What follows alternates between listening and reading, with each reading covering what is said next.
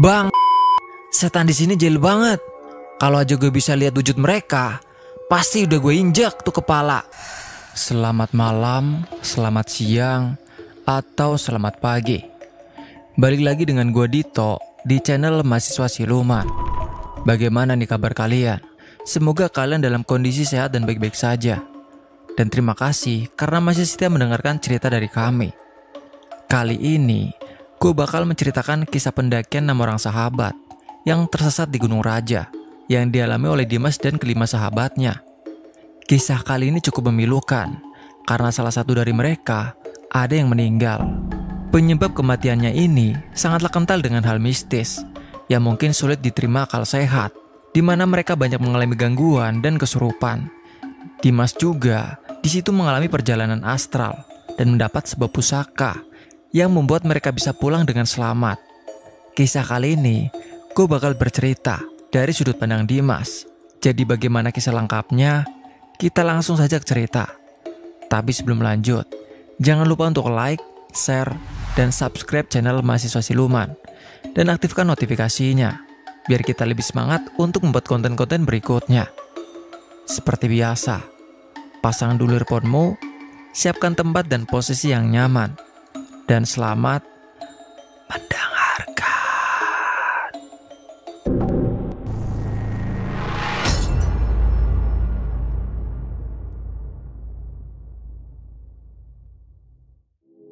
Kala itu di tongkrongan, di warung favoritku dan sahabat-sahabatku, tak ada apa kejanggalan sama sekali.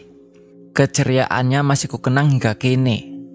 Satu persatu pesanan di warung itu pun melekat dalam ingatanku. Kebetulan, waktu itu aku yang traktir. Sebut saja namaku Dimas.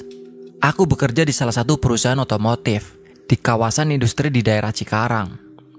Tahun 2018 adalah tahun yang tak akan pernah kulupakan seumur hidupku. Di tahun itu, takdir Tuhan membawaku menuju titik terdalam dalam hatiku. Terpaksa yang menyentuhnya, hingga benar-benar hampir menewaskanku. Aku senang, dadaku melebar. Desiran darah di sekujur tubuhku mengalir deras bermakna ketika aku mendapatkan jatah cuti bekerja. Cuti ini sangat dibutuhkan oleh seorang perantau sepertiku. Kumanfaatkan jeda waktu kerjaku untuk melepas rindu di kampung halaman di selatan Tasikmalaya. Asrinya lingkungan kampung halamanku membuat hiruk-pikuk kawasan industri di dalam ingatanku terhapuskan. Pemandangan sawah, pohon kelapa, pohon pisang, tanah-tanah menjulang, dan keberagaman di dalamnya membuat isi kepalaku yang semula terasa himpit kini segar kembali. Rindu sekali berada di sini, di kampung halamanku. 1 tahun aku merantau mencari peruntungan nasib. Sama sekali tak ada yang berubah. Semua tetap sama. Sama-sama membuatku terlena dan ingin menetap berlama-lama. Tiba-tiba ponselku berdering. Aku mendapatkan telepon dari salah satu sahabatku, Irwan. Karena dia mengetahui aku pulang kampung. Irwan mengajakku nongkrong di sebuah warung kopi tak jauh dari rumah. Tanpa sanggahan, aku menyetujui ajakannya. Aku segera beranjak pergi menuju warung kopi. Kata Irwan, ia juga akan mengajak Rudy, Dian, Feby, dan juga Robi. Aku sudah rindu sekali ingin bertemu mereka. Apalagi Robi. Dia adalah sahabat terbaikku dari yang terbaik.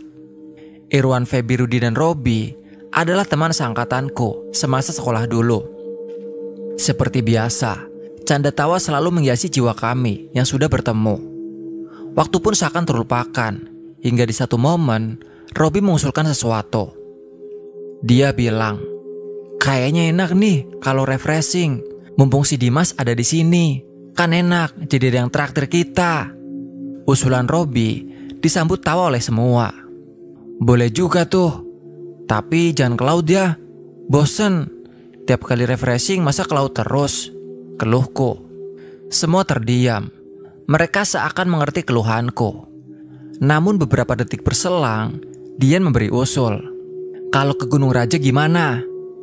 Oke juga tuh, lumayan buat nyegerin otak. Sekalian gue mau bertapa di 2 kuburan raja yang ada di puncak.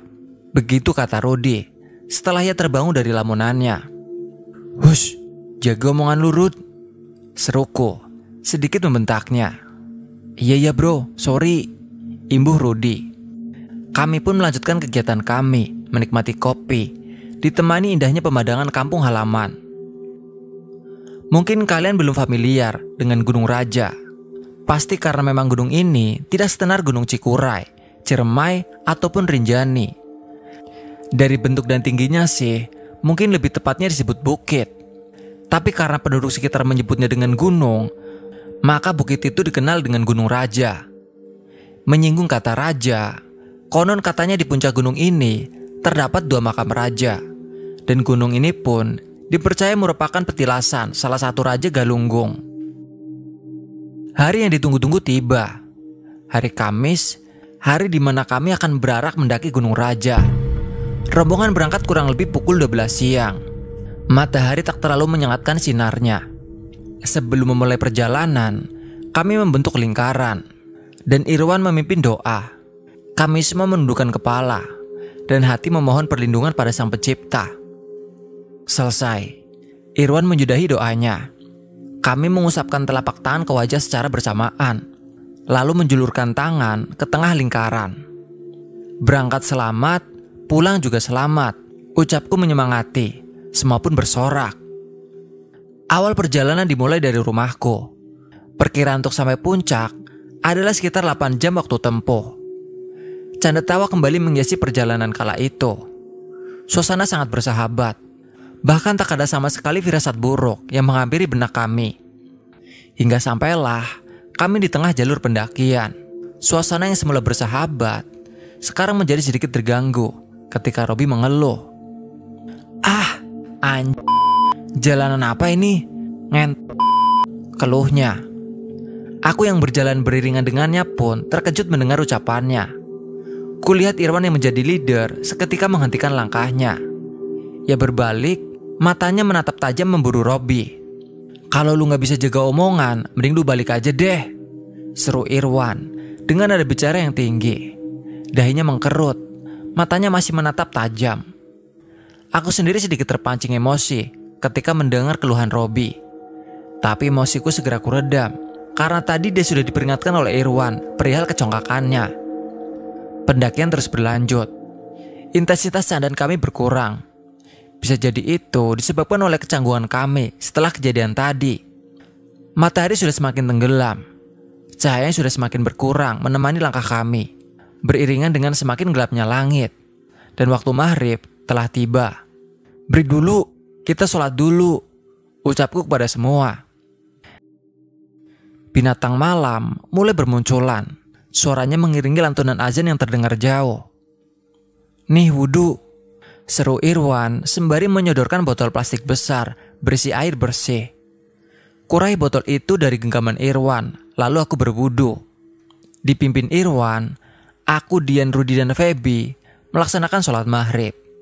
Sedangkan Robi, dia sejak beristirahat, terus terduduk di bawah sebuah pohon.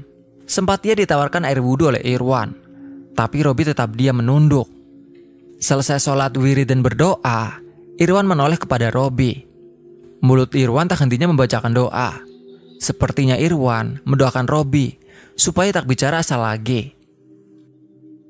Jauh sudah kami melangkahkan kaki dari tempat peristirahatan sebelumnya. Kuperkirakan kami berjalan sudah hampir 4 jam. Ritme nafas pun sudah tak beraturan. Beberapa kali aku juga harus berhenti melangkah sebelum kembali ke barisan. Berat, iya berat sekali. Pendakian kali ini terasa berat sekali bagiku. Carrier yang kugendong seperti bertambah beban 100 kali lipat dari sebelumnya.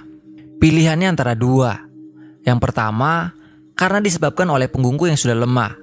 Atau yang kedua, di atas carrierku ada yang menumpang. Belum lagi udara gunung seperti tak mengalir, sehingga aku merasa sedikit pengap. Kenapa mas? Dian terheran melihatku menggoyangkan karirnya. Ini, di karir gua ada apaan sih? Tanyaku. Dian menghadapkan wajahnya ke bagian atas karirku. Ia menyorotkan cahaya senter yang ia bawa. Dian seperti mencari sesuatu. Gak ada ah. Kenapa emangnya mas? Ucap Dian. Kok berasa tambah berat ya karirku? Keluhku. Lu kecapean kali mas. Kelamaan di Cikarang jadi jarang olahraga. Tandas Dian. Bisa jadi benar apa yang dikatakan Dian. Mungkin tubuhku perlu penyesuaian kembali jika harus menjalani kegiatan yang membutuhkan tenaga banyak. Wan, Wan. Aku memanggil Irwan. Ia berhenti, lalu menoleh. Cahaya headlampnya menyilaukan. Break lagi, Wan. Buset, gue gak kuat nih, keluhku. Irwan mendekat. Suara sepatunya berbenturan dengan bebatuan dan tanah gunung terdengar nyaring. Ya udah, kita istirahat lagi, ucap Irwan. Ngopi-ngopi dulu lah, biar gak kecut ini lidah, lanjutnya dengan lemparan senyum kecil. Logistik disiapkan. Kami kembali menepi di jalur pendakian. 1 gelas kopi cukup untuk menemani istirahat. Kita udah jalan berapa lama sih? Tanya Feby. Dia duduk manis bersandarkan batang pohon. Sekitar 3 jam lebih lah, saud Rudy yang tak jauh dari Feby. Seketika aku teringat sesuatu. Iseng ku ingin cek jam di tanganku dan ponsel. Pertama aku periksa di jam tanganku. Jam masih menunjukkan angka 18:15. Dan ternyata benar. Jamku ini memang rusak. Harusnya sekarang jam sudah sekitar 22:15.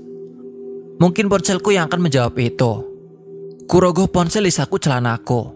Kunyalakan dan jam di ponselku masih juga menunjukkan pukul 18:15. Masa iya sih jam di HP gue error? Gumamku. Butiran keringat dingin sebesar biji jagung di dahiku kembali bermunculan. Tanganku gemetar melihat kenyataan. Kenapa lagi, Mas? Tanya Dian. Ia menyampirkan tangan kanannya di bahuku. Dengan sedikit gugup, ku perlihatkan jam yang tertera di layar ponsel. Melihat apa yang kutunjukkan, Dian hanya bisa mengusap wajah, tanda tak percaya. Ia lantas menyuruhku untuk mengutarakan ini kepada Irwan. Dian hanya memberi sebuah kode kedipan mata, supaya aku menghampiri Irwan.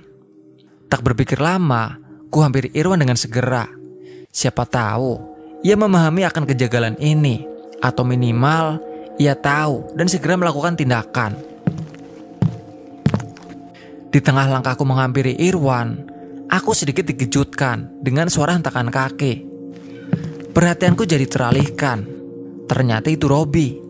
Ia terlihat sangat kesal. Kepalanya menengadah. Tatapannya berputar, berusaha meraih setiap puncak pohon. Sepertinya ia sudah merasa ada kejanggalan di antara kami. Bang, setan di sini jahil banget. Kalau aja gue bisa lihat wujud mereka, pasti udah gue injak tuh kepala, kata Robi sambil tangannya mengepal keras. Tiba-tiba pandangannya ia alihkan kepada kami yang sedari tadi terpaku melihat perilakunya. Lu semua pada nyadar gak sih? Dari tadi kita udah jalan lebih dari 4 jam. Tapi kalian lihat jam gak? Coba sekarang jam berapa? Feby dan Rudy melihat jam. Wajah mereka seketika tergurat kecemasan. Sedangkan Dian, ia hanya menunduk. Tubuhnya gemetar. Dari tadi masih aja jam 18:15. Belum juga Robi menyelesaikan keluhannya, Irwan memotong dengan berkata, sekarang kita sama-sama berdoa. Semoga Allah melindungi kita semua dan penghuni gunung ini ngizinin kita buat menikmati puncak. Berdoa dimulai. Kami kompak menundukkan kepala. Doaku hanya satu, yaitu sesuai dengan apa yang dikatakan Irwan sebelumnya. Kututup mata, sementara mulut dan hati husuk dalam doa. Selesai. Terdengar bisikan Irwan menyudahi doa. Sebelum ku buka mata, mendadak angin dari arah puncak berembus menyentuh kulit wajahku. Mungkin ini pertanda doa kami dikabulkan. Alhamdulillah, gumamku. Angin ini yang tak kudapatkan sedari tadi. Sekarang, udara yang masuk hidung pun menjadi lebih segar. Aku tak lagi merasakan pengap. Kulihat semua wajah sahabat-sahabatku tak lagi menguratkan kecemasan, terutama Robi dan Dian. Yuk lanjut, ajak Irwan. Formasi barisan kembali seperti semula. Kami beriringan melanjutkan pendakian. Irwan sedikit berkutat dengan tas kecilnya. Ia mengambil sebuah benak kecil melingkar, dan itu tasbih. Tangan kanannya tak berhenti memutarkan setiap butirnya. Di tengah perjalanan, aku penasaran dengan jam. Ingin sekali benar-benar kupastikan kalau doa kami memang dikabulkan. Ku dekatkan jam tanganku. Ku terangi ia dengan headlamp yang kupakai. Alhamdulillah, doa kami benar-benar dikabulkan. Sekarang, jam sudah menunjukkan pukul 22.45. Senyumku merekah. Kami benar-benar terlepas dari jerat waktu yang membeku. Kesenanganku tak berhenti sampai di sana. Kembali ku periksa layar ponsel. Ternyata memang benar. Waktu sudah kembali normal. Tapi tak lama kemudian, kesenanganku benar-benar terhenti. Aku kembali dibuat panik ketika menyadari kalau malam ini adalah malam Jumat. Banyak mitos berseliweran kalau malam Jumat adalah malam yang sakral. Sehingga tak sedikit mitos yang menceritakan kemistisan malam Jumat. Bulu kuduku seketika meremang. Namun, kegelisahan dan kepanikan berusaha kuredam. Aku tak mau membahas hal ini kepada teman-teman. Sementara paling depan, langkah Irwan masih diiringi dengan butiran tasbih yang ia putar secara perlahan. Entah apa yang ia gaungkan dalam zikirnya. Yang pasti, semoga saja itu menjadi sebuah perisai untuk rombongan ini. Tubuhku kembali terasa berat. Kali ini aku tak meminta istirahat kepada Irwan. Rasa lelah masih dapat kutahan. Kulihat jam tangan, waktu sudah berada di pukul 12.30. Itu artinya, kami sudah menempuh perjalanan selama 12 jam. Padahal semua kuperkirakan, bahkan lebih dapat kupastikan, perjalanan akan ditempuh dalam waktu 8 jam. Itu bukan perkiraan belaka. Sebelum mendaki gunung ini, terlebih dahulu kutanyakan perkiraan waktu mendaki kepada beberapa orang yang sudah berpengalaman mendaki Gunung Raja, termasuk Irwan. Ya Tuhan, ada apa ini? Kenapa bisa melebihi 8 jam? Hal yang wajar jika waktu tempuh terlebih 1 jam ketika sampai di puncak. Namun kali ini waktu menjadi lebih panjang 4 jam. Dan itu pun kami belum juga sampai di puncak. Akan sampai jam berapa kami sampai di puncak? Irwan menghentikan langkahnya. Kali ini dia yang meminta istirahat. Ini adalah istirahat yang kesekian kalinya. Pendakian ini sangat menguras tenaga. Sementara kepalaku masih terus mencari pikiran positif. Karena sejatinya, energi negatif akan lebih menguras tenaga. Aku memaksa berpikir, bisa saja perkiraanku meleset sangat jauh. Yang terpenting kali ini adalah bagaimana caranya untuk menikmati pendakian. Kita udah jalan kaki 12 jam lebih, tapi belum sampai juga. Nada bicara Rudi menggambarkan kesedihannya. Sejenak kutundukkan pandangan, lalu berdoa. Ya Tuhan, perkenankan kami, perkenankan langkah kami. Amin.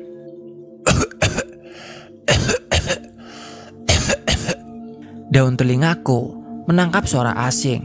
Demikian juga dengan mataku. Tepat sekitar 20 meter di hadapanku, tengah berdiri seorang pria tua yang kutaksir usianya sekitar 70 atau 80 tahunan. Perawakannya sudah sangat rentah. Punggungnya sudah tak lagi tegak. Topak kakinya pun ia bantu dengan sebuah tongkat. Ia menatapku dalam. Kutoleh setiap temanku. Wajah lelah mereka seperti tak menyadari kehadiran kakek itu. Tidak tahu kalau Irwan. Ia hanya menunduk sambil terus memutar tasbih kecilnya. Mau kemana mas? Tanya Robi yang melihatku beranjak hendak menghampiri si kakek. Gue kencing dulu bentar ya.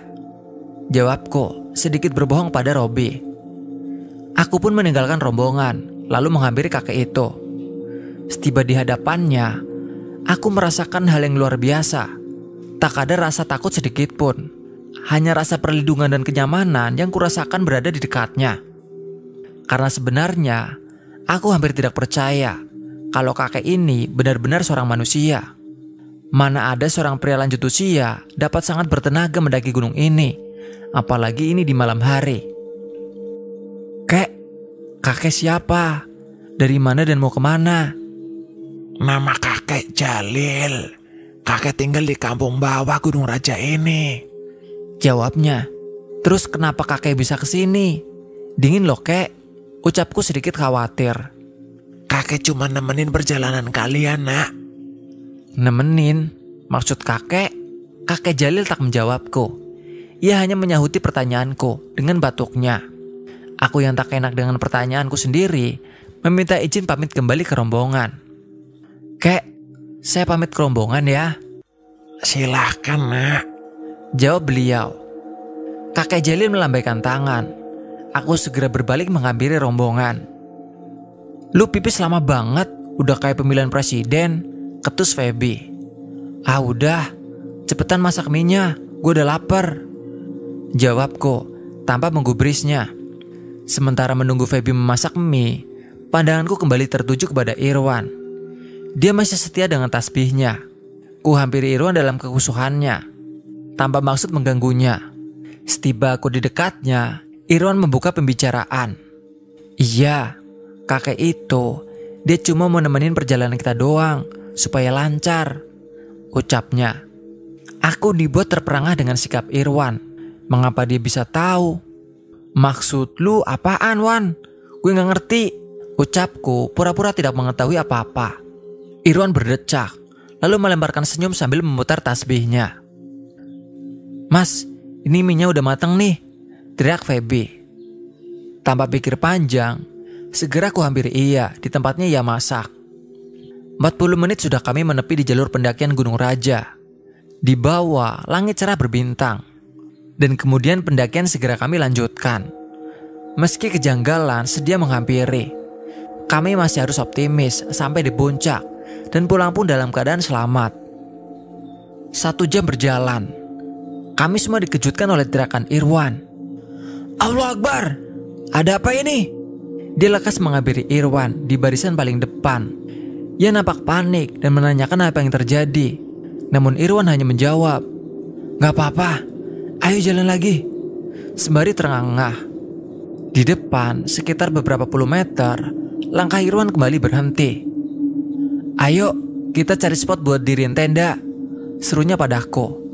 Segera, aku dan Rudi di sekitar area kami menepi. Tak butuh waktu lama, radius 30 meter. Aku dan Rudi sudah menemukan titik yang pas untuk mendirikan tenda. Semua berarah ke titik itu, sebuah hamparan. Aku yakin hamparan itu hampir berdekatan dengan puncak. Aku menunggu Rudi yang turun memberitahu yang lain. Sementara aku menunggu, ku nyalakan sebatang rokok untuk menemani sepi. Setelah rokok menyala, samar-samar dari sudut mata sebelah kanan, aku kembali melihat kakek Jalil berdiri di topang tongkatnya. Lalu ku tegaskan pandanganku, tapi kakek Jalil sudah tak berada di tempat. Ia tiba-tiba hilang. Tak lama kemudian, rombongan kami datang. Aku, Rudi, Irwan, dan Feby bergegas mendirikan tenda. Dan kami mendirikan 2 tenda dengan pintunya yang saling berhadapan. Dan bertugas mencari kayu bakar untuk dijadikan api unggun. Sedangkan Robi, jangan tanya, ia bosnya. Hanya ia sendiri yang ongkang-ongkang kaki sambil menghisap sebatang rokok di dekat sebuah pohon besar. Selepas melepas penat dengan sedikit melempar canda tawa ditemani api unggun, satu persatu mulai memasuki tenda. Tersisa hanya aku dan Irwan. Kami berdua masih berada di luar tenda. Kami lalu lanjut mengobrol, sekedar mencurhatkan semua kegundahan. Tak terasa, aku dan Irwan terjaga hingga waktu subuh. Alarm di ponselku yang mengingatkanku waktu sholat. Sebelum terlambat, aku dan Irwan membangunkan teman-teman yang lain untuk sholat subuh. Tapi hasilnya nihil. Mereka sama sekali tak ada yang dapat dibangunkan. Semua terlelap. Kita berdua aja yang berjamaah, ucap Irwan. Aku dan Irwan melaksanakan sholat subuh di samping tenda. Wan, sahutku sehabis membacakan doa sehabis sholat. Apa? Jawabnya sembari merapikan sejadah. Lalu aku memberanikan diri menceritakan semua pertemuanku dengan kakek Jalil semalam. Belum selesai aku berbicara, Irwan memotong perkataanku. Iya, gue tahu itu kakek Jalil. Dia orang yang tinggal di puncak gunung ini, jawabnya disertai dengan senyuman. Di puncak atau di bawah, Wan? Aku terheran. Kakek Jalil bilangnya dari bawah, lanjutku. Di puncak. Kakek Jalil emang suka gitu. Tak ada kata-kata yang keluar dari bibirku. Aku hanya terperangah melihat Irwan mengetahui segala tentang kakek Jalil. Lu kok bisa gini, Wan? Ini salah satu hasil dari pesantren lu di Garut dulu, tanyaku. Irwan tak menjawab. Kini ia berusaha merapikan packingan di dalam karirnya. Jaga Robi aja. ucapnya, sementara menghentikan aktivitas merapikan barang bawaan. Dadaku seperti dipukul palu gada, berukuran tak lazim. Ada apa dengan sahabatku yang satu itu? Apa yang akan terjadi padanya? Apa maksud lu jaga Robi? Pokoknya jaga, ucap Irwan lagi. Gua mau masuk tenda dulu, terusnya. Aku masih terdiam di luar tenda, sendirian. Hanya suara saling sahutan para binatang yang menemaniku. Api unggun masih menyala di hadapanku. Tatapanku tertuju pada pusat api. Masih terngiang dalam benakku tentang apa yang terjadi selama perjalanan. Belum lagi kata-kata Irwan. Ia berhasil membuat benakku terhujam 1000 tanya. Apa yang akan terjadi pada Robi? Tapi tak baik rasanya jika aku terus berpikir yang tidak-tidak. Aku lebih baik menikmati cuti kerjaku ini. Sebagaimana kebiasaanku ketika dalam keadaan sendiri sebagai pengusir sepi, aku selalu menyenandungkan lagu-lagu kesukaanku. Tak berselang lama aku bernyanyi, aku terkejut karena di hadapanku tengah duduk seorang kakek yang kulihat di jalur pendakian. Itu kakek Jalil. Sejak kapan ia duduk di sana? Kakek Jalil terus menatapku dalam-dalam. Aku hanya bisa diam 1000 bahasa. Untuk sekedar menyapa pun, bibirku terasa terkunci. Tak lama, resleting mulut tenda terbuka. Dengan cepat, mulut tenda berbahan parasut itu terbuka. Dan aku melihat Irwan keluar dari sana. Irwan menghampiri kakek Jalil. Ia berjongkok untuk menyejajarkan dengan duduk kakek Jalil. Assalamualaikum kek, ucap Irwan sembari mencium tangannya. Waalaikumsalam, jawab kakek Jalil seraya mengelus kepala Irwan. Irwan mengenali kakek Jalil. Kok bisa? Gumamku. Kepala Irwan masih terbenam dalam pangkuan. Kakek Jalil berkata dengan suara lirih. Maaf banget. Kakek tidak bisa menjaga kalian semua. Dari semua teman kamu, cuma satu yang tidak akan bisa selamat. Mendengar perkataan kakek Jalil, dadaku tersentak. Nafasku berhenti beberapa detik. Mataku terbelalak. Aku tak percaya. Jika saja itu benar, apa ini ada hubungannya dengan perkataan Irwan tentang Robi? Maksud kakek? Tanyaku bergetar. Irwan mengangkat kepalanya. Matanya menatap kakek Jalil. Sementara tatapan kakek Jalil teralihkan kepada aku. Teman kamu di atas sana akan melakukan kesalahan fatal. Dia yang tidak akan pulang dengan selamat, ujar kakek Jalil. Pokoknya kalian nanti akan tahu siapa itu. Ucapanku terpotong oleh kakek Jalil. Irwan menoleh kepada aku. Kami berdua saling tatap satu sama lain. Tatapan Irwan seperti memberi kode. Udah gue bilang, jaga Robi. Ku balas isyaratnya dengan kedipan mata. Dahiku mengkerut, kebingungan melanda pikiranku. Seperti apa aku harus menjaga Robi? Aki pamit ya nak, ucap kakek Jalil. Ia beranjak dengan dibantu oleh Irwan. Aku pun ikut menghampiri, mencium tangannya, sebagaimana apa yang dilakukan oleh Irwan. Kemudian kakek Jalil berjalan menuruni gunung. Setelah beberapa puluh meter menjauh, ia pun menghilang. Gimana nih Wan? Keluhku. Kita fokus aja jaga si Robi. Lu gak usah khawatir. Jangan lupa, kita juga berdoa sama Allah. Siapa tahu masih ada harapan buat kita selamat semuanya. Kalimatnya meyakinkanku. Langit sudah mulai berganti warna. Mentari yang sedari tadi malu-malu, kini mulai menyapa dunia. Aku sendiri berinisiatif membuatkan sarapan bagi teman-temanku yang masih terlelap. Setelah semua siap disantap, barulah temanku yang tengah terlelap dalam tidurnya, aku bangunkan. Kali ini mereka tak susah untuk kubangunkan. Sementara memulai sarapan, suasana aku bawa biasa-biasa saja. Biar semua ketegangan, aku dan Irwan yang tanggung. Sembari di sisi lain, aku terus mengawasi gerak-gerik Robi. Aku harus tetap menjaganya. Beberapa jam berlalu. Kulihat jam tangan, waktu sudah menunjukkan pukul 8 pagi. Aku sedikit mengeluh kepada diri sendiri tentang durasi waktu tempuh untuk sampai ke sini. Hampir 20 jam untuk sampai di tempat mendirikan tenda. Memang, puncak sudah sedikit terlihat. Namun entah harus berapa jam lagi untuk kami sampai di sana. Tidak ingin berlama-lama, pendakian dilanjutkan. Dan benar, waktu sangat jauh meleset dari perkiraan. Selama kurang lebih 4 jam kami berjalan untuk sampai ke puncak. Pukul 11.30, kami baru menginjakan kaki di tanah tertinggi di Gunung Raja. Alhamdulillah, hanya itu yang keluar dari bibirku, tak ada kata lain. Jaga dia. Telinga kananku menangkap suara tanpa wujud. Dekat sekali. Tidak mungkin itu teman-temanku. Mereka berada di radius beberapa meter dari tempatku berdiri. Tapi setelah ku ingat, aku mengenali betul suara itu. Suara itu adalah suara kakek Jalil. Aku mengerti. Kakek Jalil mungkin saja mengingatkanku untuk tak lupa menjaga sahabatku Robi. Menerima suara gaib kakek Jalil, jantungku berdegup kencang. Mataku yang semula memandangi pepohonan seketika langsung teralihkan ke tempat Robi berada. Langkahku merapat ke tempat Irwan. "Wan, gimana nih?" bisikku. Irwan tak memberi jawaban. Ia terus memutar tasbih kecilnya.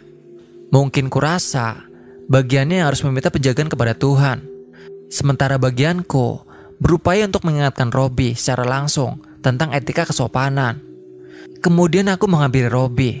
Setelah mendekat, aku mencoba untuk berkata, "Rob, tolong jaga etika lu di sini ya." Namun belum juga aku menyelesaikan kata-kataku, Robi memotong perkataan dengan berkata, "Alah, gunung apaan ini? Nggak ada indah-indahnya. Jelek banget." Sontak kata-katanya lontarkan membuatku naik pitam.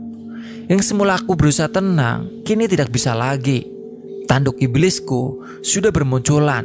Sekalian, ingin sekali kupukulkan tanganku tepat di wajahnya sebagai peringatan khusus. Tapi, melihat aku berapi-api, Rudi menahanku. Udah, duduk. Seru Rudi menenangkan. "Kenapa mas? Orang emangnya kenyataan gini kan?" ketus Robi. Pandangan kualihkan dari wajahnya. Aku tak mau terlalu tersulut emosi. Lebih baik ku redam emosiku sebelum menjalar ke yang lainnya. Merasa dada masih naik turun dengan cepat, aku memilih posisi rebahan. Ku tutup mata, merasakan setiap desiran angin puncak gunung. Perlahan amarahku mulai menghilang, berganti perasaan super nyaman dan bahagia. Ini yang tak kudapatkan selama aku bekerja di luar kota. Entah berapa lama aku terlena dalam kenikmatan surga dunia, sampai terbesit dalam benakku ingin memeriksa jam tangan. Ku buka mata dan astaga, gue di mana?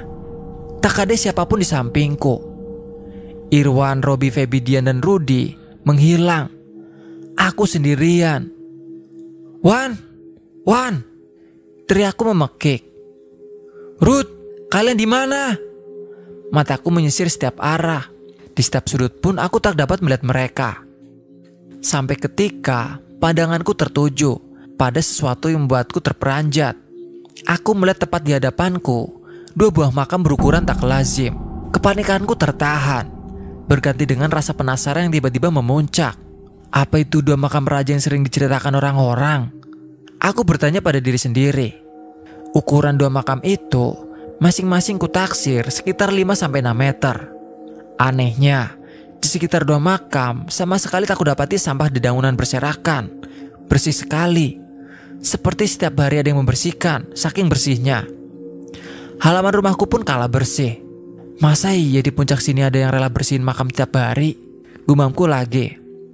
Seperti kebiasaan yang ditanamkan orang tuaku, aku pun mengambil posisi jongkok, lalu berniat ingin memberikan doa kepada 2 orang yang dimakamkan di bawah kuburan ini. Kutundukkan kepala dan memejamkan mata. Kemudian aku mulai membaca Al-Fatihah. Gue di mana lagi? Aku terperanjat ketika membuka mata. Aku sudah berada di tengah-tengah istana megah. Di hadapanku berdiri sosok pria dan wanita, tengah dikawal oleh orang-orang berbadan kekar, layaknya bodyguard, tepat di belakang mereka. Tampilannya tak umum. Mereka semua berpenampilan seperti orang-orang pada zaman dahulu. Ya Allah, apalagi nih? Di mana Irwan? Di mana Robi? Di mana teman-temanku yang lain? Aku ingin pulang, ratapku dalam hati. Nyaliku menciut secara drastis. Sosok raja dan permaisuri di hadapanku tiba-tiba menghampiri. Entah angin jenis apa, yang pasti ketika mereka melangkahkan kaki, sebuah hembusan besar terlebih dahulu menghantam tubuhku, menyentak dada dan menurunkan segala keberanian. Aku takut sekali. Aku takut mereka akan segera membunuhku. Ya Allah, bantu hamba. Hamba tidak kuat ya Allah, racauku, sembari terus beringsut mundur tanpa tujuan. Tenang, kamu akan baik-baik saja. Kamu akan pulang dengan selamat. Begitu kata sang raja. Nyaliku yang semula menciut seperti mendapat angin segar yang mengobatinya. Perlahan ketakutanku mulai terkikis, walau tak semuanya. Kemarilah, ucap sang raja. Aku pun menghampirinya. Meski dengan langkah kaki gemetar, aku tetap memaksakan. Tak apa, kemarilah, kamu akan aman, ucap Ratu. Beberapa langkah berada di depan rombongan kerajaan, pandanganku seketika teralihkan. Aku melihat Robi, tangannya terikat rantai. Ia digusur oleh orang-orang kerajaan. Keadaannya sangat memprihatinkan. Robi, teriakku. Lalu ku coba berlari menghampirinya. Namun sebuah benteng gaib tiba-tiba mengampaskanku kembali ke hadapan sang raja. Aku tak bisa berbuat apa-apa. Hanya dapat melihat sahabatku diperlakukan secara bengis oleh mereka. Teman saya, kenapa kalian perlakukan seperti itu? Tanyaku gelagapan, sedih, marah, dan takut bercampur menjadi satu. Aku tak rela melihat Robi begitu sengsara karena disiksa. Dia akan membalas semua kesalahan yang telah dia perbuat. Kesalahan apa yang telah teman saya perbuat? Saya mohon Tuan, maafkan dia. Aku merengek di hadapan raja.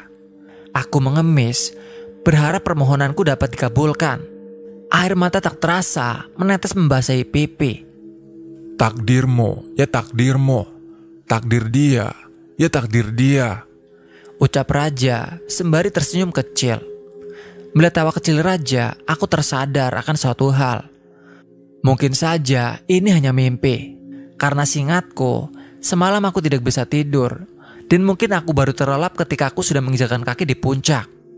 Bagaimana caranya agar saya bisa keluar dari sini? Tanya aku memberanikan diri. Silahkan kalau mau pulang, ucap raja sembari mempersilahkanku. Ia melebarkan tangannya ke belakang. Para prajuritnya membelah barisan. Mereka seakan memberiku sebuah jalan. Aku pun melangkah mengikuti petunjuk raja. Baru beberapa meter melangkah, bahuku ditepuk dari belakang. Aku menoleh. Ternyata raja mengikutiku. Tangannya meraih tanganku. Lalu ia menggenggamnya. Dalam genggaman tangan raja, terasa sebuah benda menyentuh telapak tanganku. Bawa ini, jaga teman-temanmu yang lain. Semoga ini membantu perjalanan kalian, ucap raja. Tatapannya menatap serius kepada aku. Aku terkesima dibuatnya. Baik, terima kasih. Tutupku gemetaran. Benda itu segera kusimpan di saku belakang celana. Tak sempat aku melihatnya. Pokoknya, benda itu berukuran kecil. Kira-kira ukuran lingkar dalam genggaman tanganku. Yang aku pikirkan bukanlah apa yang diberi raja, namun bagaimana caranya aku keluar dari mimpiku ini. Mimpi yang seolah-olah terasa sangat nyata. Pendengaranku menangkap suara yang perlahan membesar. Itu suara teman-temanku, dan jauh di depan aku melihat setitik cahaya yang perlahan-lahan membesar pula. Di sana aku melihat kegiatan teman-temanku. Tak berpikir panjang, aku segera berlari menghampiri portal itu.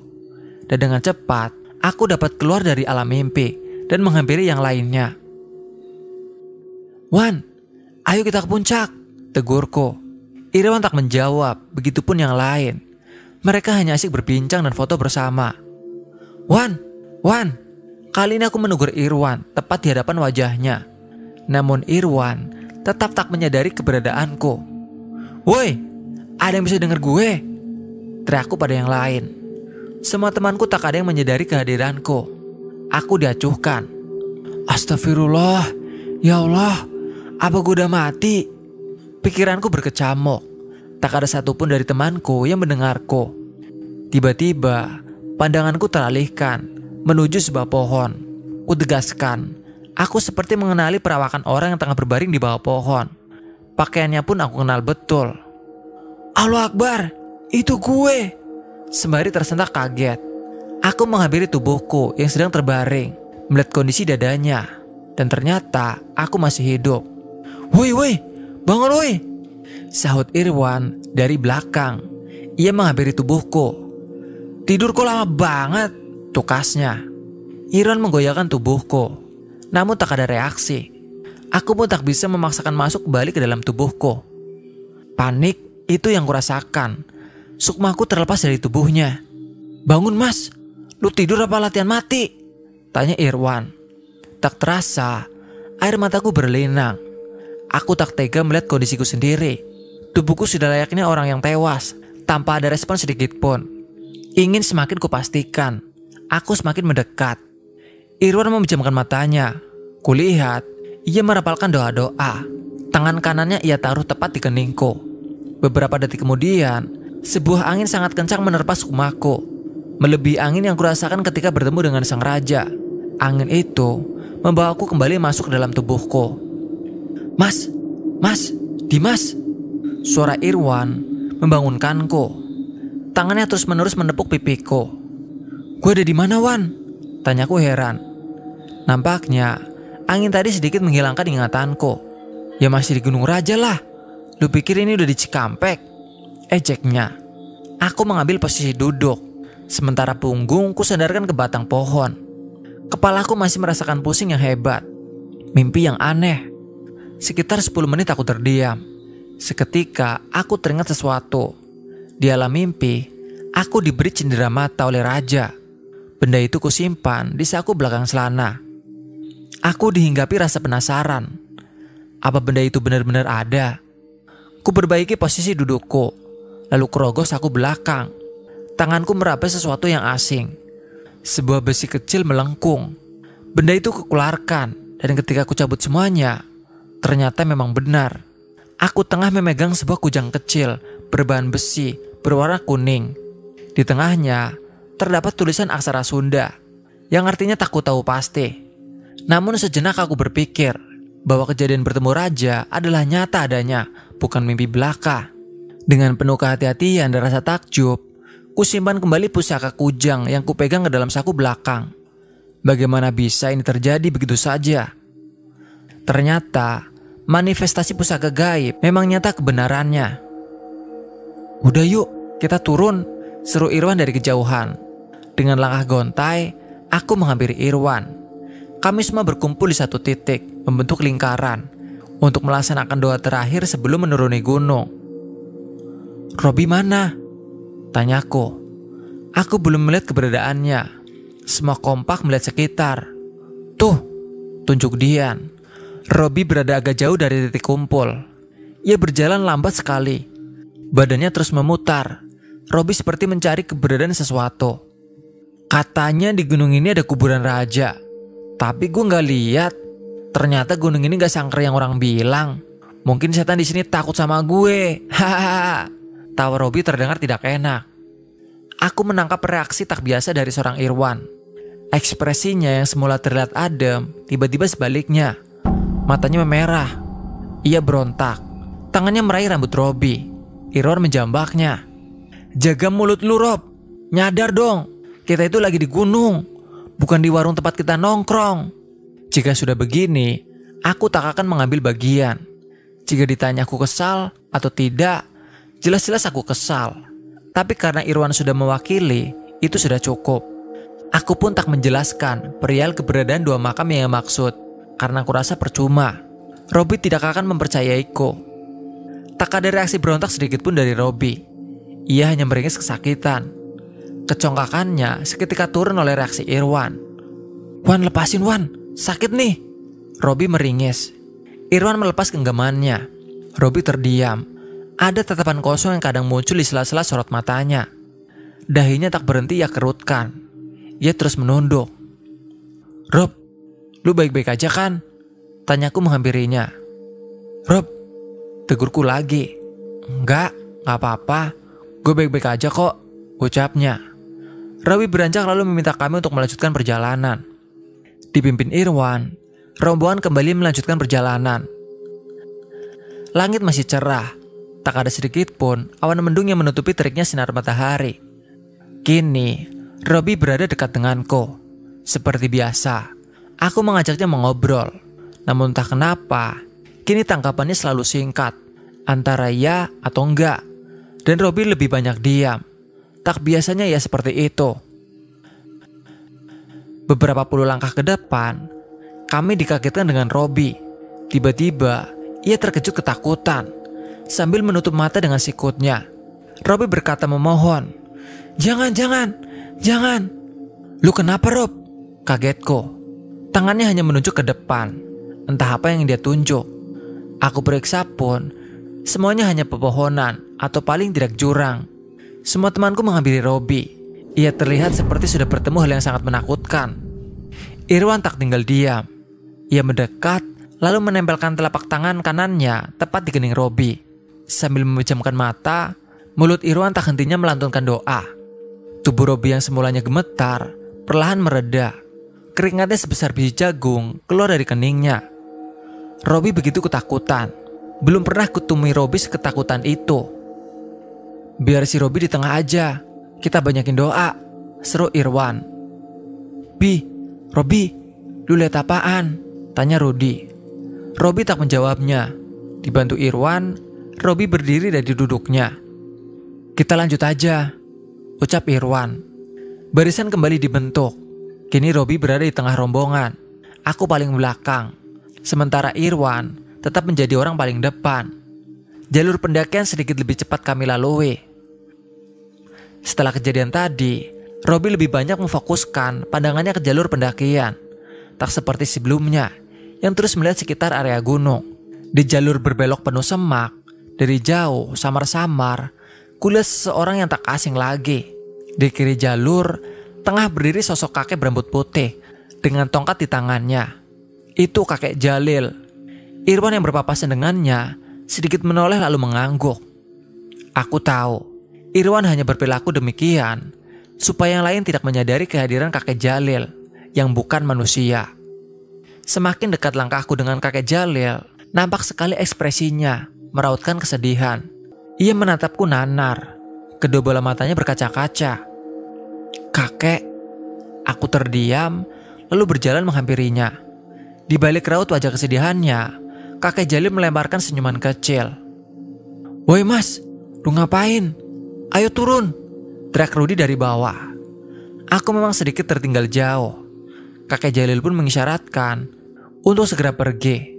Tak pikir panjang tentang apa yang disediakan kakek Jalil, aku bergegas turun untuk kembali ke barisan.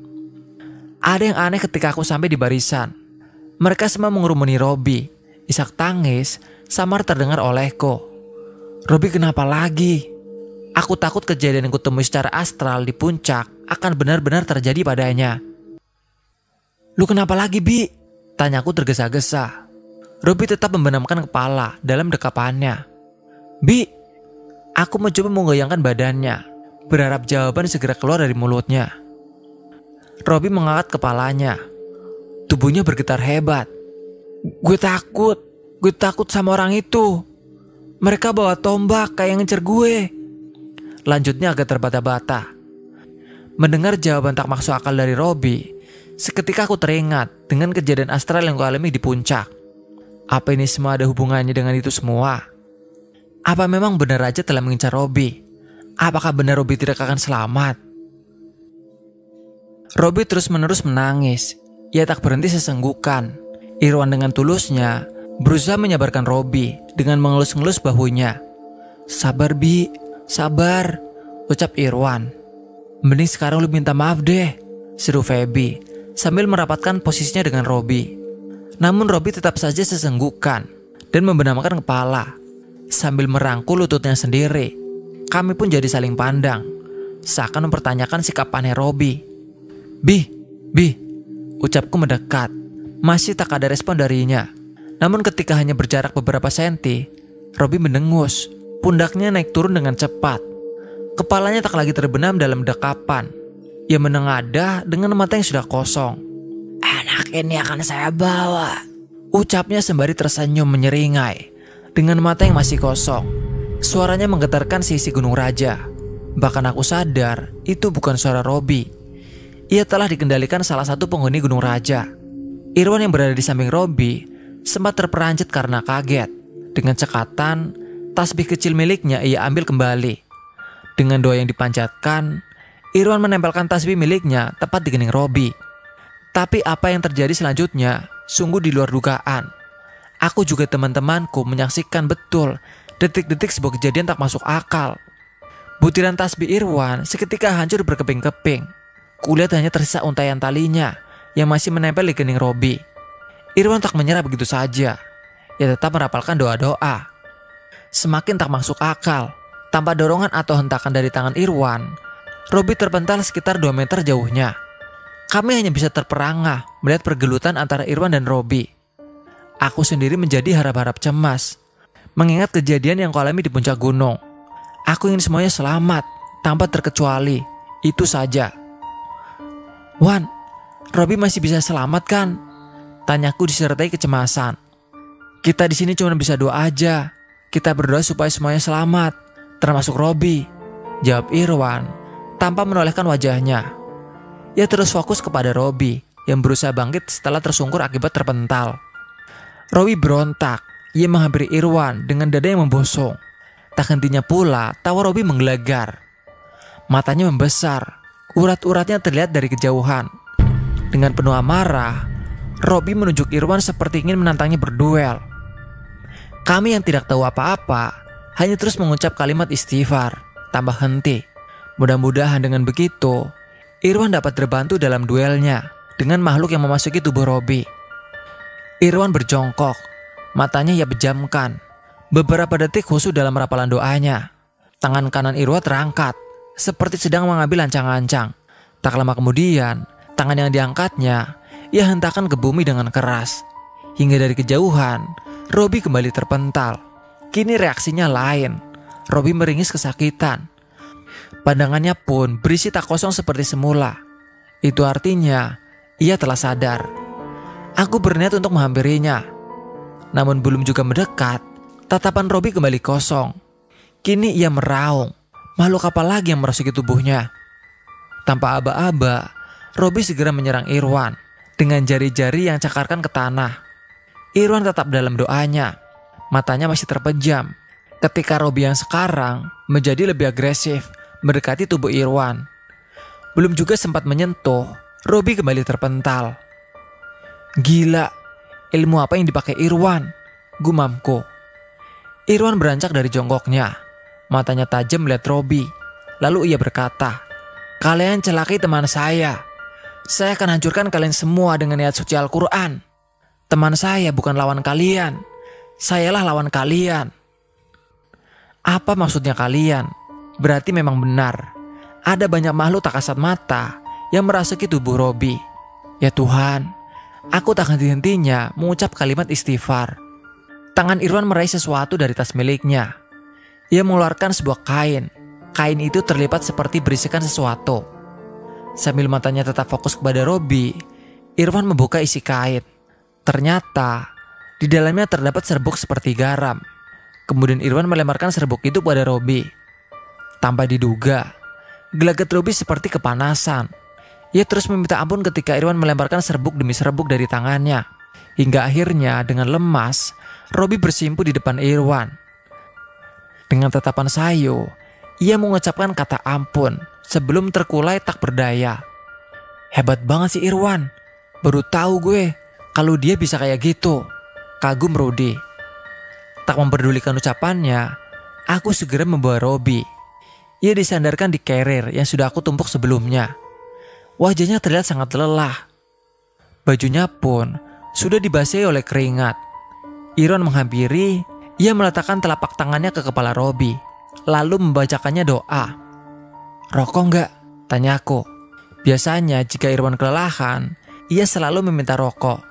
Namun entah apa yang dipikirannya, ia tak menggubrisku sedikit pun. Ia hanya tergopoh menggapai sebuah batang pohon untuk bersandar di sana. Kemudian Irwan memejamkan matanya. Kami yang tak mau mengganggu Irwan membiarkannya dalam keadaan seperti itu. Kami hanya fokus kepada Robi. Minyak kayu putih pun sudah beberapa kali oleskan di hidungnya. Tapi Robi belum juga sadar. Gue kenapa? Keluh Robi terdengar lelah, memecah lamunan kami yang sedari tadi menunggu kesadarannya kembali. Kemudian Feby menceritakan kejadian yang menimpa Robi sebelumnya. Mendengar setiap penggalan cerita yang didapat dari Feby, ekspresi Robi tak menunjukkan penyesalan sedikit pun. Jiwa temperamennya kembali. Ia terus mendengus meluapkan amarah. Anjing, kalau kalian berani, tunjukin wujud kalian. Gue gak takut. Gue tantang lu semua. Sekalipun lu raja penghuni gunung ini, gue gak takut sama sekali. Gue cabik-cabik badan kalian. Setan biadab. Teriakannya memekik. Mata ganasnya terus meraih setiap area. Perilaku Robi sudah tak dapat kami kontrol. Semuanya memilih diam. Aku sendiri hanya bisa pasrah. Lagi-lagi Robi berulah. Sampai-sampai Irwan pun tak bereaksi sama sekali. Gue capek mas. Gue udah gak kuat. Tapi sebisa mungkin gue bakal jaga kalian semua. Irwan dengan nada lemas. Kalimat yang keluar dari Irwan seperti menghujam dada. Apa mungkin Irwan pun tak selamat? Pikirku berkecamuk. Air mataku pun tak terasa menetes. Kalian semua pulang aja. Gue udah gak kuat bawa Robi. Cepet pulang sebelum terlambat. Lanjutnya, dengan nafas yang masih tak beraturan. Gue gak bakal ninggalin siapapun di sini, Wan. Jangankan keadaan hidup, keadaan tak bernyawa pun bakal gue bawa pulang. Ucapku sembari tak biasa menahan isak tangis. Semua wajah tertuju pada Irwan, kecuali Robi. Ia tetap memasang wajah penuh amarah. Mengingat semua runtutan kejadian ketika di puncak gunung, aku teringat dengan kujang yang diberikan oleh raja. Tak pikir panjang, ku ambil kujang itu di saku belakang celanaku. Kemudian ku tujukan kepada Irwan, karena sesuai petuah yang diberikan oleh raja kepadaku. Dengan izin yang maha kuasa, cindera mata itu menyelamatkan kami. Lu dapat dari mana mas? Tanya Irwan sedikit terkejut. Dari raja, jawabku singkat. Irwan terdiam. Pandangannya tak terlepas dari kujang yang kutunjukkan. Sepertinya ia memahami apa yang kuucapkan. Dengan lemas, tangan Irwan berusaha meraih kujang yang kugenggam. Karena memang aku merasa itu bukan hakku, maka aku memberikannya. Tapi hanya beberapa detik Irwan menggenggam kujang itu, ia malah muntah. Barang ini gak mau ada di tangan gue. Lu aja yang pegang, ucapnya sembari menahan sakit. Lalu ia mengembalikan kujang itu kepadaku. Belum juga rasa heranku habis akan pernyataan Irwan, aku kembali dikagetkan oleh Dian. Dia mendadak berperilaku aneh, seperti seseorang yang gagah dan berwibawa. Matanya pun kosong. Ia kerasukan, entah oleh siapa. Kamu. Dian menunjuk Robi. Kamu gak akan selamat, ucapnya tegas kepada Robi. Saya gak takut sama kalian semua. Bilang sama raja penunggu gunung ini kalau saya bakalan bunuh dia, tegas Robi dengan amarahnya. Kami masih bereaksi sama, pasrah dengan apa yang Robi lakukan. Tak ada yang bisa mencegahnya lagi. Baiklah. Tadinya raja sudah memaafkan kamu karena melihat temanmu yang satu ini. Dian menunjukku. Lah, kenapa aku? Bukankah selama ini Irwan yang berjibaku berusaha menyelamatkan kami semua? Kenapa harus aku? Sampaikan kepada raja kalian, temui saya tentang dia. Saya akan bunuh dia, ucap Robi masih dengan amarahnya. Urat-urat merah matanya mulai mendominasi. Seketika Dian terkulai lemas. Rudi menghampiri, lalu membopong tubuhnya mendekati kerumunan. Sementara Robi masih terlihat bercak kesal. Kami sedikit tak memperdulikannya. Bukan tak peduli, hanya sedikit tidak mau terbawa sulutan api emosinya. Tanpa perintah, Robi pun menghampiri kami yang fokus pada Irwan dan Dian. Hari sudah berganti malam. Perjalanan yang mulai memperkirakan sebentar saja ternyata memakan waktu yang cukup lama. Kami belum juga sampai di pemukiman warga. Namun di balik itu semua, aku bersyukur karena pergantian waktu begitu terasa. Tidak seperti yang kualami ketika mendaki. Kami kembali mendirikan tenda. Karena tidak memungkinkan rasanya untuk melanjutkan perjalanan. Irwan masih tak berdaya. Semoga saja semalam lagi cukup untuk memulihkan kondisinya, dan kami akan melanjutkan perjalanan esok pagi. Langit tak berawan, cahaya bintang terlihat berkilauan. Kuperiksa jam tanganku, ternyata sudah pukul jam 10 malam. Dian dan Irwan beristirahat di dalam tenda. Robby dan Gelagat yang masih minjem anak marah hanya duduk di samping tenda. Sementara aku, Feby dan Rudy sibuk mencari kayu bakar untuk api unggun. Beberapa saat setelah kayu bakar dikumpulkan dan api unggun dinyalakan, kami memasak sisa perbekalan yang ada. 3 bungkus mie instan menemani malam kami. Rob, tegurku pada Robby untuk mengajaknya makan. Dengan sungkan, Robby menghampiri kami, dan kami pun makan bersama. Rasa kenyang tidak dapat kurasakan. Tak apa, yang penting perut ini sudah terganjal makanan. Malam semakin larut, kami memutuskan untuk memasuki tenda masing-masing, lalu beristirahat. Jam sudah menunjukkan pukul 12 lewat. Rasa kantuk belum juga datang. Sementara semua temanku sudah tertidur lelap. Dari luar tenda pun hanya terdengar suara sahutan binatang malam. Dan aku merasa sendirian. Karena merasa kesepian, aku keluar tenda, sekedar untuk duduk diam menatapi api unggun. Sekalian aku juga ingin merasakan suasana malam terakhir berada di gunung ini. Sepi banget, dengerin lagu enak kali ya, gumamku. Lantas ku ambil ponsel untuk menyalakan lagu salah satu ustadz favoritku, Ustadz Jeffrey Al-Bukhari. Semula niatku ingin memainkan lagu yang berjudul Bidadari Surga. Namun tak kenapa, nyanyian yang keluar dari ponselku adalah Kidung Lisir Wengi. Seketika bulu kuduku berdiri. Aku tahu faktanya, kidung ini bukanlah kidung horor atau pemanggil hantu. Akan tetapi tetap saja, karena mungkin sudah beberapa kali diputar untuk kepentingan intro atau soundtrack horor, maka kesan horor dari setiap nadanya sangat terasa olehku. Sial, kok jadi lagu kayak gini sih? Padahal di HP gue gak ada lagu Lingsir Wengi. Kesalku sembari mematikannya. Tiba-tiba terdengar suara. Mas, tolong mas. Belum juga selesai kumasukkan ponsel ke dalam saku jaket, aku dikagetkan dengan suara seseorang minta tolong. Suaranya ku kenal betul. Itu adalah suara Robby. Keadaan malam hanya diterangi oleh pijar dari api unggun dan sedikit cahaya bulan yang masuk ke sela-sela pepohonan. Dengan panik, aku beranjak dan kembali mengeluarkan ponsel dengan cahaya flashnya. Aku mencari sumber suara. Suaranya tak mungkin dari dalam tenda. Sumbernya seperti berada di dekat area belakang tenda. Mas, tolong mas. Suara Robby semakin keras terdengar, semakin memekik dan memilukan. Menelusuri pijakan tanah yang diselimuti dedaunan kering, ku cari tempat Robby berada. Astaga Robby! Aku dibuat terkejut ketika cahaya senter ponselku mengenai tubuh Robby. Robby sudah dalam keadaan tak berdaya. Lehernya diikat, kedua tangannya digenggam erat oleh 2 orang berbadan kekar di samping kanan dan kirinya. Ia hanya mengenakan celana dalam. Wajah Robby sudah berlumuran darah. Tubuhnya sudah banyak bekas cambukan. Melihat keterpurukan Robby, entah kenapa kakiku seakan terpaku.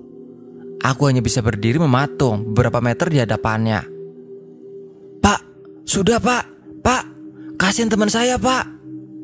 Ucapku memelas kepada kedua orang berbadan kekar yang terus-menerus menyiksa Robby. Tak terasa, air mataku berlinang. Aku tak kuasa melihat sahabatku diperlakukan bengis. Sakit mas, sakit. Robby menggerang. Kakiku tetap saja terasa berat. Aku seperti dipaksa menyaksikan aksi penyiksaan Robby. Maafin gue mas, tolong bilangin sama orang tua gue, ucap Robby sembari menahan kesakitan. Tanpa ampun, 2 orang di sekitar samping Robby menyambungkan lagi. Seketika terdengar erangan yang memilukan. Robby sudah tidak berdaya. Irwan, maafin gue. Itulah kata-kata terakhir yang ku dengar dari mulut Robby. Namun 2 orang kekar itu masih saja menyiksanya. Ah! Teriakku tak kuasa menahan kesedihan. Aku tertunduk. Mataku tak kuasa lagi melihat kekejian yang diterima Robby. Tak lama, aku mendengar gemuruh langkah dari arah belakangku. Salah satu dari mereka menepuk bahuku. Lu kenapa nangis di sini kayak orang gila aja? Irwan menegurku. Robby Wan, dia disiksa. Keluhku sambil menuju ke arah di mana Robby diperlakukan secara tidak manusiawi. Apaan? Lu halu kali Mas. Si Robby ada di tenda lagi tidur, terangnya. Robby, teriakku ke arah tenda sambil berlari. Apaan sih lu Mas? Ganggu gue tidur aja, keluh Feby. Ia keluar tenda dengan payah, matanya sembab. Robby mana weh? Robby, tanyaku tergesa-gesa. Robby, geleget Feby keheranan. Ia memutar badannya, lalu masuk kembali ke dalam tenda. Tak bisa menahan kepanikan, aku ikut memeriksa keberadaan Robby di dalam tenda. Namun, Robby benar-benar menghilang. Gak ada Robby Wan, keluhku. Keringat dingin mulai membasahi tubuh. Aku benar-benar khawatir. Kejadian yang aku lihat sebelumnya benar-benar terjadi. Gimana kalau kejadian yang barusan gue lihat itu beneran Wan? Kejadian apaan? Tanya Feby. Namun aku tak menjawabnya. Rudy dan Dian pun tak membantu menjawab. Irwan tak menggubrisku dengan kata-kata. Ia hanya memejamkan mata, lalu menundukkan kepalanya secara perlahan. Sedikit dapat kupastikan, keningnya mengkerut dan mulai mendesis, terus membacakan kalimat-kalimat suci. Astagfirullah, desis Irwan. Kalimat istighfar yang keluar dari mulutnya memukul keras jantungku. Mataku ikut terbelalak. Aku yakin bahwa Robby memang dalam keadaan bahaya. Astagfirullah, astagfirullah. Kembalikan teman kami. Irwan berdesis lagi. Wan, kenapa Wan? Aku menggoyangkan konsentrasinya. Irwan membuka mata, pandangannya tajam lurus ke depan. Kita turun sekarang juga, ucap Irwan. Tapi Robby gimana Wan? Ketusku. Terlalu bahaya, jawabnya. Kita naik bareng, turun juga bareng Wan. Suaraku meninggi. Siapa tahu di jalan turun Robby ketemu, Irwan berkata dengan yakin. Lu yakin Wan? Insya Allah, singkat dia. Melihat keyakinan Irwan sedikit menurunkan keegoisanku untuk tetap mencari Robby sampai dapat. Dengan cepat, kami bergegas merapikan semua logistik untuk dimasukkan ke dalam carrier. Kami akan segera menuruni gunung ini. Tak lupa, api unggun kami matikan. Jalanan tidak terlalu terjal, namun kami tetap harus berhati-hati melangkah. Walaupun dilanda kepanikan, kami harus tetap waspada. Aku tidak ingin korban bertambah karena sebuah kecerobohan. Semakin jauh kami melangkah, semakin dekat pula kami ke kaki gunung. Dan di area ini, aku mendapati sesuatu yang tak pernah aku jumpai sebelumnya. Akalku pun tak sanggup menerimanya. Di tengah perjalanan, kami dikejutkan dengan suara hentakan kaki berat dari balik-balik semak. Aku khawatir itu adalah sosok genderuwo yang akan menerkam. Karena khawatir, maka aku pun beberapa kali meminta bantuan kepada Irwan. Kita periksa aja, kalian gak usah takut, ucap Irwan. Kami melangkah mengendap mendekati semak. Ketika akan sampai dan tanganku akan menyentuh dedaunan, sesuatu yang besar melompat dari baliknya. Sontak kami terkejut dan hampir berhamburan. Makhluk yang keluar itu bukanlah genderuwo, melainkan seekor hewan semacam kuda. Dan makhluk itu kini tengah berdiri di sekeliling kami. Ukurannya tak lazim, bayangannya besar sekali. Dan aku menangkap ada yang aneh. Terdengar suara rintihan dari arah makhluk itu. Kuarahkan cahaya headlamp mengenai perawakannya. Aku ingin memastikannya sekali lagi. Astaga, Robby! Aku terperangah dibuatnya. Ternyata makhluk tadi memanglah kuda, namun hanyalah setengah badan. Sedangkan dari bagian leher ke atas digantikan dengan Robby yang masih tak mengenakan apa-apa. Raut wajahnya terus meringis. Suara rintihan yang terdengar adalah rintihannya. Ketika aku akan mendekati, tubuh kudanya seakan mempunyai kendali penuh. Ia melarikan diri menembus semak-semak. Refleks, kakiku berlari mengejarnya, diikuti semua temanku. Sebelum kehilangan jejak, pandangan dan pendengaranku kufokuskan kepada makhluk aneh itu. Namun setelah beberapa semak kulewati, aku kehilangan jejaknya. Kutelusuri setiap sudut, tapi tetap tidak ditemukan. Nak, lagi mencari temannya ya? Suara laki-laki parubaya menyapaku. Aku menoleh, ternyata terdapat seorang kakek-kakek berdiri tak jauh dariku. Dan kakek itu bukanlah kakek Jalil. Aku tak mengenalinya. Iya Ki, kami nyari teman kami yang hilang, jawabku disertai hembusan nafas tak beraturan. Ayo ikut Aki ke rumah, ucapnya. Robi ada sama Aki? Tanyaku. Tanpa menjawab, lelaki parubaya itu menuntun kami membelah semak belukar, lalu masuk kembali ke jalan setapak. Wan, ini yang lu maksud tadi? Kita lihat aja, singkat Irwan. 1 jam sudah kami mengikuti Aki. Di balik sebuah pohon besar, kami disambut sebuah gubuk tanpa penerangan. Dengan tergesa, aku sedikit berlari menyusul Aki di depan. Ini rumah Aki? Tanyaku. Aki hanya mengangguk sambil tersenyum. Ini bukan pemukiman warga, melainkan di tengah-tengah hutan. Rumah Aki terbuat dari anyaman bambu, atau di kalangan masyarakat Sunda sering disebut dengan bilik. Bagiku, kondisinya sudah tidak layak huni. Bahkan, sampai-sampai Aki harus sedikit mengangkat pintu rumah terlebih dahulu sebelum menggesernya. Setelah pintu itu dapat digeserkan, dengan disertai senyuman, Aki mempersilahkan kami masuk. Bau kayu menyeruak seisi rumah. Dari sebuah ruangan pojok, bias cahaya lilin mengalihkan fokusku. Dari bayangannya, aku dapat melihat sebuah bayangan manusia yang tengah terbaring. Tanpa pikir panjang, aku segera menghampirinya. Semua temanku pun mengikutiku dari belakang. Robi! Benar dugaanku. Bayangan manusia itu ternyata adalah bayangan Robi. Ia terbaring. Kondisinya sudah memprihatinkan, penuh luka dan darah. Ki, teman saya kenapa Ki? Air mataku menetes. Aki menemukan dia di jurang.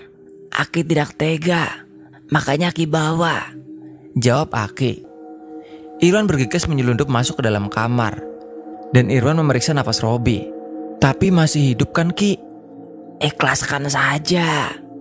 Aku hanya bisa membawa jasadnya, ujar Aki. Pernyataannya membuatku terpukul. Kulihat Irwan pun beberapa kali memegangi keningnya sendiri. Dan semua ikut menangisi Robi. Kalian bermalam di sini saja. Besok pagi baru pulang. Aki akan antar. Bawa jasad teman kalian. Sampaikan salam hangat Aki kepada keluarganya, tutup Aki. Baik Ki, sahut Feby gelagapan. Malam ini adalah malam yang panjang. Aku akan tidur bersama jasad sahabatku, Robi. Sekaligus ini adalah malam terakhirku melihat Robi yang sudah tidak bernyawa. Tangisanku membawaku ke dalam alam bawah sadar. Jujur, aku masih tidak rela dengan apa yang menimpa Robi. Namun apa daya, manusia hanya bisa berusaha. Tuhanlah yang menentukan. Dan aku yakin ketentuannya adalah mutlak dan sudah pasti yang terbaik. Singkat cerita, gue yang gendong Robi, ucap Dian. Pagi ini, kami akan segera meninggalkan rumah Aki, kemudian menyerahkan Robi kepada keluarganya untuk segera dimakamkan. Disertai kesedihan, perjalanan pun tak terasa. Aku melihat Dian pun seperti mempunyai tenaga tambahan untuk membawa Robi. Lain waktu main lagi ke sini. Jangan merah takut. Dengan senang hati, Aki akan menyambut kedatangan kalian. Senyuman tergurat darinya. Tugas kami belum selesai. Setelah bersalaman dengan Aki, dengan cepat kami menyusuri sisa jalur pendakian. Semenjak semuanya yang terjadi pada aku di gunung ini, aku sedikit terbiasa dengan hal-hal aneh yang kujumpai. Sehingga ketika mengetahui Aki menghilang begitu saja pun, aku tidak terlalu terkejut seperti sebelumnya. Kali ini, aku yang mengambil alih perjalanan. Aku memimpin teman-temanku berjalan. Titik fokusku kali ini adalah segera tiba di perkampungan, lalu menyerahkan Robi kepada keluarganya. Karena kebetulan sekali, rumahnya tak begitu jauh dari rumahku. Kami berjalan menyusuri perkampungan. Sepanjang jalan, aku tak melihat para tetangga yang biasanya saling bercengkrama di luar. Kemana mereka? Oh iya, mungkin saja mereka semua memang sedang asik di dalam rumah. Namun, apa semuanya begitu? Tak ingin menyalami prasangka buruk, aku tetap melanjutkan langkah. Di sebuah persimpangan jalan lainnya, dari kejauhan, aku melihat kerumunan. Itu para tetanggaku. Ternyata mereka semua meninggalkan rumah hanya untuk mengerumuni sesuatu di dalam pos ronda. Kerumunan apa itu? Wajah mereka tampak dihinggapi rasa penasaran dan rasa cemas. Aku berlari, mengejar menghampiri setiap wajah yang dirundung kebingungan. Tanpa bertanya, aku segera berlari masuk membelah kerumunan. Tapi anehnya aku bukan menyingkirkan mereka, melainkan aku menembusnya. Aku sudah seperti asap yang menembus setiap apa yang menghalangi. Ya Allah, kenapa ini? Gusarku seketika panik. Sesampainya di area dalam pos ronda, aku kembali dikagetkan dengan mataku yang menangkap satu tubuh yang terkulai lemas. Itu kan aku. Seketika aku teringat kembali dengan kejadian yang menimpaku di puncak Gunung Raja. Tak hanya itu, ternyata tubuhku sudah dikelilingi oleh para sahabatku, Irwan, Feby, Dian, dan Rudy yang sudah ada di sana. Mereka mengelilingi jasadku bersama ibuku juga adikku. Apa yang terjadi padaku? Tangisanku tak tertahankan. Di dalam kesedihan, aku kembali merasakan angin kencang yang sama yang kurasakan ketika aku mengalami hal serupa di puncak gunung. Tiba-tiba saja, semuanya menjadi gelap. Bangun nak, bangun, ini ibu, rintih ibuku. Perlahan, aku membuka mata. Ucapan syukur yang terdengar menggema sisi ruangan, disertai tangis dari para sahabat dan anggota keluargaku. Dan ibu, dia memelukku erat. Lu pingsan, kok lama banget? Tanya Irwan. Pingsan? Maksud lu? Tanyaku heran. Lu gak sadar diri, udah 4 hari mas, tegas Irwan. 4 hari? Apa maksudnya 4 hari aku pingsan? Bukannya aku tetap bersama mereka ketika turun gunung? Apalagi hal mistis yang terjadi padaku sekarang? Emangnya tanggal berapa sekarang? Aku bertanya, ingin memastikan perkataan Irwan. 3 Januari 2019, jawabnya. Petir seakan menyambar. Dadaku seperti dihentak sekeras mungkin oleh palu berukuran besar. Tak hanya menjawab dengan kata, Irwan pun memperlihatkan tanggal hari ini dari ponselnya. Benar, aku sadar bahwa terakhir kali aku melihat jam ponselku di sana tertera tanggal 31 Desember 2018. Aku tertunduk lesu setelah apa yang terjadi kepadaku. Semuanya seperti cerita dongeng-dongeng yang kerap kudengar dari para sesepuh desa.